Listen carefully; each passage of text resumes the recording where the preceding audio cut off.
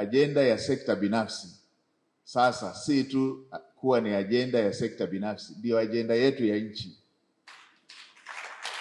kwa sababu dira ile ya taifa ina mchango 70% wa sekta binafsi.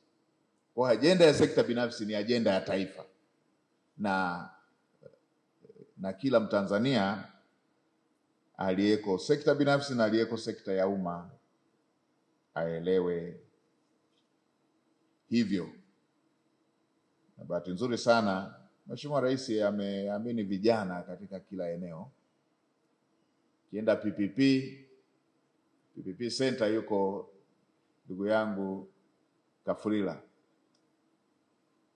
kijana tena mwenye exposure.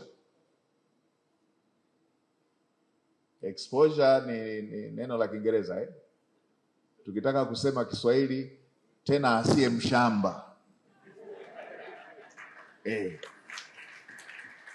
Msomi tena sio msomi tu wa shuleni, msomi wa current affairs, moja ya vijana wanaoelewa waliofanikiwa wamefanikiwaje Malaysia, Singapore, taja nchi yoyote, ni pamoja na Kafulila.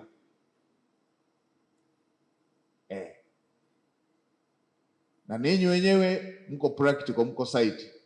Nimetaja tu eneo moja. Ukienda kwenye mashirika ya umma tunaye mwingine kule Nehemia. Taja popote pale. Kwa hiyo kwa kweli hatuna kisingizio.